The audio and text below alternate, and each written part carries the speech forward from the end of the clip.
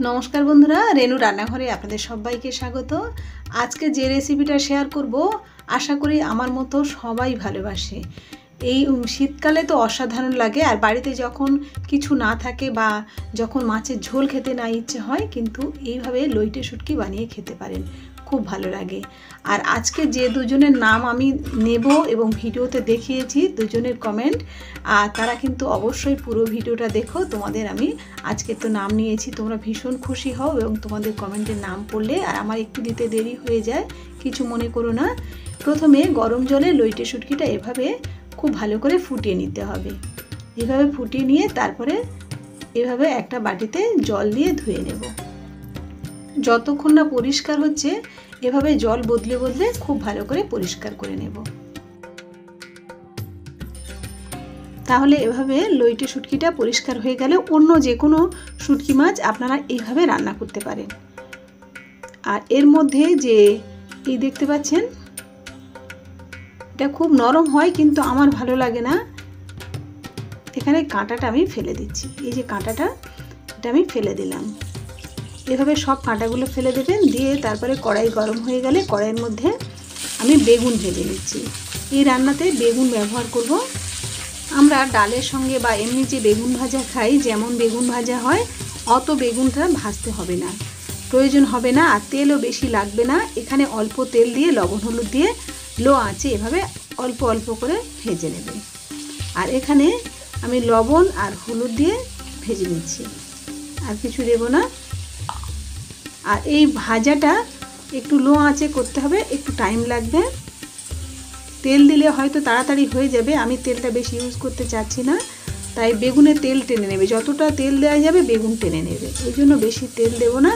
এবারে লো আঁচে আস্তে আস্তে এভাবে হতে দেব। দেখুন এবারে আঁচটা লো করে দিন, আর আস্তে আস্তে এভাবে বেগুনটা ভেজে নিন।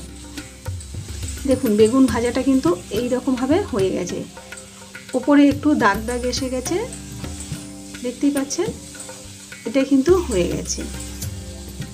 আরও দু একবার এভাবে নেড়ে নিয়ে আমি একটা পাত্রে তুলে নেব। আজকের ভিডিওতে যে দুজনের নাম আমি বলবো অনেকবার রিকোয়েস্ট করেছো, কিন্তু এই রিকোয়েস্টটা করলে কি হয় বলো তো, ভয়েস দেওয়ার সময় মনে থাকে না।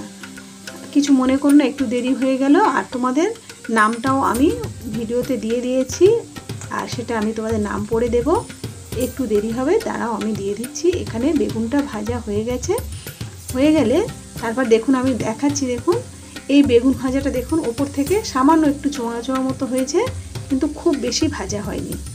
এই রকম অবস্থায় তুলে নেব। দেখুন বেগুনটা খুব বেশি ভাজা হবে না, এরকম অবস্থায় আমি তুলে নিচ্ছি। এটা মিনিট 5 বা মিনিট 7 টাইম লাগবে, বেশি লাগবে না। এবারে আমি একটা পাত্রে তুলে নিচ্ছি। একটা তরকারি রান্নার সময় তেলের পরিমাণটা অনেক বেশি দেয়া যায়, যতটা তেল দেবেন টেস্ট হয়তো ভালো আসবে, কিন্তু সব সময় রোজকার রান্নাতে এত তেল ব্যবহার করা ঠিক নয়, তাই যতটুকু প্রয়োজন ততটুকুই আমি ব্যবহার করি। আপনাদের যদি ভালো লাগে তেল বেশি খেতে, তাহলে এর থেকে বেশি পরিমাণে দিতে পারেন। আমি বেগুনটা ভেজে নিলাম, 2 থেকে 3 চামচের মতো তেল দিয়েছি, আর তারপরে পেঁয়াজ ভাজার সময় আরও 2 থেকে 3 চামচ দেবেন, দিলে এটাই হয়ে যাবে। একটু তেল তেল লাগলে অবশ্য এটা ভালো লাগে। তারপরে পেঁয়াজ কাঁচা লঙ্কা ছোট করে কেটে নিয়েছিলাম, সেটা দিয়ে দিলাম, দিয়ে খুব ভালো করে ভেজে নেব। আর এখানে একটা টিপস বলে দিই, যখন পেঁয়াজটা সিদ্ধ হতে টাইম লাগবে, তেল দিলে তো খুব তাড়াতাড়ি ভাজা হয়ে যাবে, তখন একটু জল দিয়ে দেবেন, দিলে এই ভাজা হয়ে যাচ্ছে। তারপরে পেঁয়াজ আদা রসুন দিয়ে, তারপরে এখানে আমি আদা রসুন দিয়ে দিলাম, দিয়ে এভাবে ভাজার পরে একটু জল দিয়ে দেবেন, তাহলে মানে পেঁয়াজ আদা রসুন সব কিছু ভাজার পরে হালকা করে সিদ্ধ হয়ে যাবে, উপর থেকে তেল ছেড়ে দেবে, তখন কষাটা হয়ে যায়, অল্প তেলে হয়ে যায়। দেখুন শুকনো শুকনো অবস্থায় আছে, এই সময় আমি একটু জল দিয়ে দেব,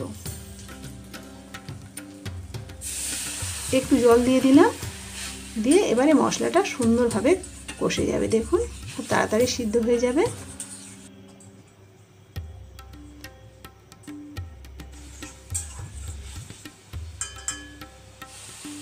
দেখুন উপর থেকে তেল ছেড়ে দিয়েছে, পেঁয়াজ আদা রসুন সবই সিদ্ধ হয়ে গেছে।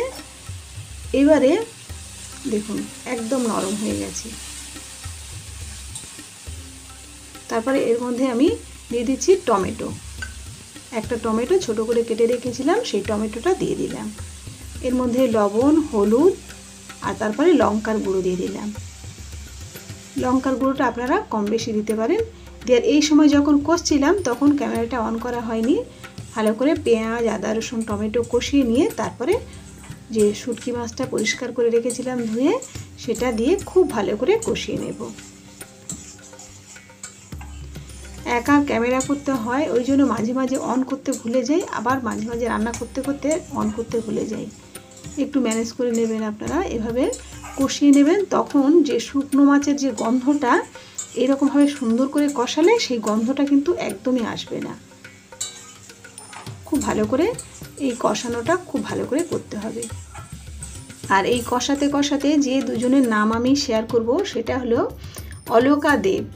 অনেকবার কমেন্ট করেছো, নিশ্চয়ই তুমি খুশি হয়েছো, তোমার নামটা আমি এখানে দিয়েছি। আর আসমিনা, তুমিও নিশ্চয়ই খুব খুশি হয়েছো।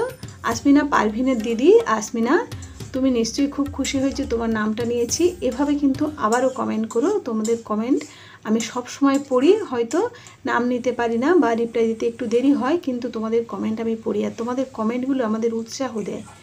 তারপরে ভাজা বেগুনটা দিয়ে দিলাম, খুব ভালো করে কষিয়ে নিয়ে তেল ছেড়ে দিলে তারপরে বেগুনটা দিয়ে দেবেন, দিয়ে আরও খুব ভালো করে কষিয়ে নিতে হবে।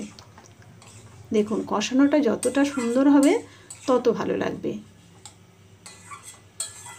খুব ভালো করে কষিয়ে নিলাম, এবারে জল দিয়ে দেব। এখানে জল কিন্তু খুব বেশি দিতে যাবে না, এটা একটু মাখা মাখা মতো হবে। এখানে বেগুন আর মাছটা একসঙ্গে এভাবে খুব সুন্দরভাবে সিদ্ধ হয়ে যাবে, যাতে সেই রকম জল দেবেন। এটা পরিমাপটা ঠিক মতো বলা যায় না, আপনারা যেমন পরিমাণ নেবেন সেই অনুযায়ী জলটা দেবেন, যেন মাখা মাখা মতো হয় সেই রকম অবস্থায় থাকবে। দেখুন আস্তে আস্তে ঢাকা দিতে পারেন বা নাও দিতে পারেন, উপর থেকে তেল ছেড়ে দেবে যখন, তখন বুঝবেন হয়ে গেছে। ঝোল থাকবে না কিন্তু, উপর থেকে তেল ছেড়ে দেবে।